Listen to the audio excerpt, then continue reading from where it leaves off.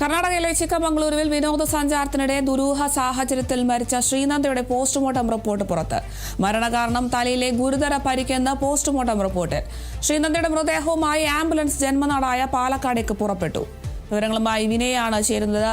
വിനയ, ഇപ്പോൾ ശ്രീനന്ദയുടെ postmortem report വന്നിട്ടുണ്ട്. മരണകാരണം തലയിലെ ഗുരുതര പരിക്കാണെന്നാണ് റിപ്പോർട്ട് പറയുന്നത്. മാതാപിതാക്കൾ ഒരു ദുരൂഹതയൊക്കെ ആരോപിച്ച് പോലീസിൽ പരാതിയൊക്കെ നൽകിയിരുന്നു. എന്തായാലും റിപ്പോർട്ടിൽ യാതൊരുവിധ ദുരൂഹതയും കാണുന്നില്ല. വിവരങ്ങൾ എങ്ങനെയാണ്? പ്രാഥമിക പോസ്റ്റ്മോർട്ടം റിപ്പോർട്ടാണ് ഇപ്പോൾ പുറത്തു വന്നിരിക്കുന്നത്. ഈ പ്രാഥമിക പോസ്റ്റ്മോർട്ടം റിപ്പോർട്ടിൽ വ്യക്തമാക്കുന്നത് തലയിലേറ്റ ഗുരുതരമായിട്ടുള്ള പരിക്ക്, ആ പരിക്ക് മൂലമാണ് മരണം സംഭവിച്ചതെന്നാണ് പ്രാഥമിക പോസ്റ്റ്മോർട്ടം റിപ്പോർട്ടിലടക്കം വ്യക്തമാക്കിയിരിക്കുന്നത്. ശരീരമാസകലം മുറിവുകളുണ്ട്. ഒരുപക്ഷെ അത് വീണത് മൂലമാകാമെന്നും പോസ്റ്റ്മോർട്ടം റിപ്പോർട്ടിൽ വ്യക്തമാക്കുന്നുണ്ട്. മരണത്തിൽ ദുരൂഹതയില്ലെന്നാണ് ഈ റിപ്പോർട്ടിൽ വ്യക്തമാക്കുന്നത്. നേരത്തെ തന്നെ കഴിഞ്ഞ ദിവസമാണ് ചിക്കമംഗളൂർ ജില്ലാ ആശുപത്രിയിലാണ് ഈ ഒരു പോസ്റ്റ്മോർട്ടം നടപടികൾ നടന്നിട്ടുണ്ടായിരുന്നത്. അതിനുശേഷം തന്നെ ഇൻക്വസ്റ്റ് നടപടികളിലെ റിപ്പോർട്ടുകളടക്കം പുറത്തു വന്നപ്പോഴും ഈ സമാനമായിട്ടുള്ള കാര്യം തന്നെയായിരുന്നു ഉന്നയിച്ചിട്ടുണ്ടായിരുന്നത്. മരണത്തിൽ ദുരൂഹതയില്ലെന്നും ഈ ശരീരമാസകലമുണ്ടായ മുറിവുകൾ അതൊരു പക്ഷേ മരത്തിന്റെ ചില്ലകളിലും തട്ടി സംഭവിച്ചതായിരിക്കാമെന്നുമായിരുന്നു ഇൻക്വസ്റ്റ് നടപടിയിൽ അടക്കം റിപ്പോർട്ട് പുറത്തു വന്നപ്പോഴടക്കം വ്യക്തമായിട്ടുണ്ടായിരുന്നത്. അത് തന്നെയാണ് ഇപ്പോൾ പ്രാഥമിക പോസ്റ്റ്മോർട്ടം റിപ്പോർട്ടിലടക്കം വ്യക്തമാക്കുന്ന പ്രധാനപ്പെട്ട കാര്യമെന്ന് പറയുന്നത്. ഇന്നിപ്പോൾ അതിനുശേഷം ഈ പോസ്റ്റ്മോർട്ടം നടപടികൾക്ക് ശേഷം മൃതദേഹം പാലക്കാട് ഒറ്റപ്പാലത്തേക്ക് കൊണ്ടുവന്നിട്ടുണ്ട്. രാവിലെ 10:30 തന്നെ ശ്രീനന്ദയുടെ സംസ്കാരം നടക്കുമെന്നാണ് മനസ്സിലാക്കുന്നത്. വീട്ടുവളപ്പിൽ തന്നെയായിരിക്കും ഈ സംസ്കാര ചടങ്ങുകളടക്കം നടക്കുക എന്നാണ് മനസ്സിലാക്കുന്നത്. ചൊവ്വാഴ്ചയാണ് ഈ കുട്ടിയെ കാണാതാകുന്നത്. ചൊവ്വാഴ്ച വൈകിട്ട് 5:30 ശ്രീനന്ദയെ കാണാതാകുന്നത്. വൈകിട്ട് ഈ 40 അംഗ സംഘമാണ് ഈ ചിക്കമംഗളൂരിലേക്ക് ടൂർ പോയിട്ടുണ്ടായിരുന്നത്. അവിടെ വെച്ചാണ് പിന്നീട് കാണാതാകുന്നത്. മാണിക്യധാര വെള്ളച്ചാട്ടത്തിന്റെ വ്യൂ പോയിന്റിൽ നിന്നാണ് കുട്ടിയെ കാണാതായിട്ടുണ്ടായിരുന്നത്. ഒരു 5 മിനിറ്റിന്റെ ഗ്യാപ്പിലാണ് ശ്രീനന്ദയെ കാണാതാകുന്നതും പിന്നീട് ഈ വീട്ടുകാരടക്കം തന്നെ തിരച്ചിൽ നടത്തുകയും ചെയ്തത്.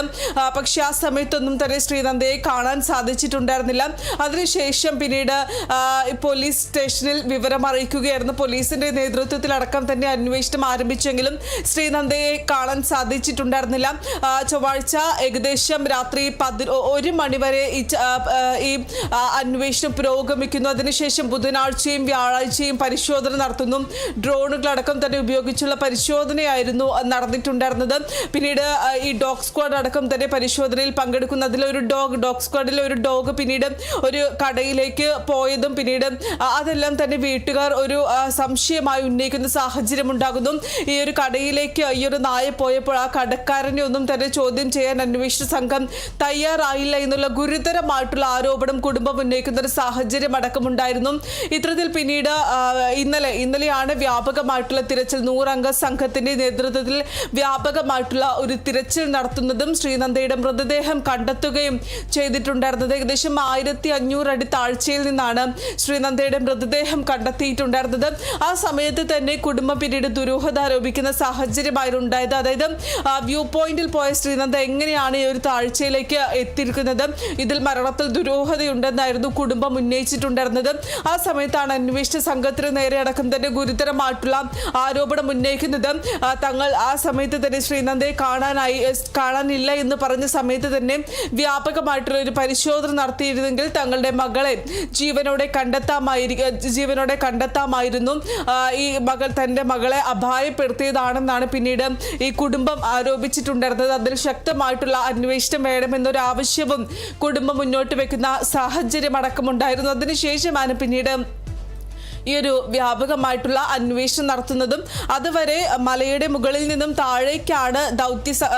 താഴേക്കാണ് ഇറങ്ങി പരിശോധന നടത്തിയതെങ്കിൽ പിന്നീട് ഇന്നലെ താഴെയും നിന്നും മുകളിലേക്ക് കയറ് വലിച്ചുകൊണ്ടുള്ള ഒരു പരിശോധന, ആ പരിശോധനയിലാണ് ശ്രീനന്ദയുടെ മൃതദേഹം കണ്ടെത്തിയിട്ടുണ്ടായിരുന്നത്. മൃതദേഹത്തിന് അധികം പഴക്കമില്ല എന്നടക്കമുള്ള കാര്യങ്ങളും പുറത്തു വന്നിട്ടുണ്ടായിരുന്നു. എന്തായാലും ഇനി എന്താണ് മരണത്തിനുള്ള യഥാർത്ഥ കാരണം എന്താണെന്ന് അറിയാൻ ഈ പോസ്റ്റ്മോർട്ടം റിപ്പോർട്ട് തന്നെ പുറത്തു വരണം. ഈ പോസ്റ്റ്മോർട്ടം റിപ്പോർട്ടിലായിരിക്കും എന്തായിരിക്കും യഥാർത്ഥ മരണകാരണം എന്നതുമായി ബന്ധപ്പെട്ടിട്ടുള്ള കൃത്യമായിട്ടുള്ള ഉത്തരം ലഭിക്കുകയുള്ളൂ. ഇപ്പോഴെന്തായാലും പ്രാഥമികമായിട്ടുള്ള ഒരു പോസ്റ്റ്മോർട്ടം റിപ്പോർട്ടാണ് പുറത്തു വന്നിരിക്കുന്നത്. ഈ പോസ്റ്റ്മോർട്ടം റിപ്പോർട്ടിൽ ദുരൂഹതയില്ല, മരണത്തിൽ ദുരൂഹതയില്ല എന്ന് തന്നെയാണ് ഈ പ്രാഥമികമായിട്ടുള്ള പോസ്റ്റ്മോർട്ടം റിപ്പോർട്ടിൽ വ്യക്തമാക്കുന്നത്. എന്തായാലും അന്വേഷണ സംഘം വ്യക്തമാക്കുന്നത് കുടുംബം ഉന്നയിച്ച ഓരോ ആരോപണവും ആ ആരോപണം കൃത്യമായി തന്നെ അന്വേഷിക്കുമെന്ന് പോലീസ് അടക്കം വ്യക്തമാക്കുന്ന ഒരു സാഹചര്യം അടക്കമുണ്ട്. കുടുംബം ഉന്നയിച്ച ഓരോ ആരോപണത്തിലും കൃത്യമായിട്ടുള്ള ഉത്തരം നൽകുന്നത് വരെ അന്വേഷണം നടത്തുമെന്നാണ് അന്വേഷണ സംഘത്തിന്റെ ഭാഗത്തു നിന്ന് വരുന്ന ഒരു റിപ്പോർട്ട് എന്ന് പറയുന്നത്. എന്തായാലും 10:30 കൂടിയായിരിക്കും ശ്രീനന്ദയുടെ സംസ്കാര ചടങ്ങുകളും മറ്റും നടത്തുക. ശരി, വ്യക്തമാണ്. കർണാടകയിൽ ചിക്കമംഗളൂരുവിൽ വിനോദസഞ്ചാരത്തിനിടെ ദുരൂഹ സാഹചര്യത്തിൽ മരിച്ച 15-കാരി ശ്രീനന്ദയുടെ പോസ്റ്റ്മോർട്ടം റിപ്പോർട്ട് പുറത്തായിട്ടുണ്ട്. ഇന്നലെയാണ് ശ്രീനന്ദയുടെ മൃതദേഹം കണ്ടെത്തിയത്. 1500 അടി താഴ്ചയിൽ നിന്നാണ് ശ്രീനന്ദയുടെ മൃതദേഹം കണ്ടെത്തിയത്.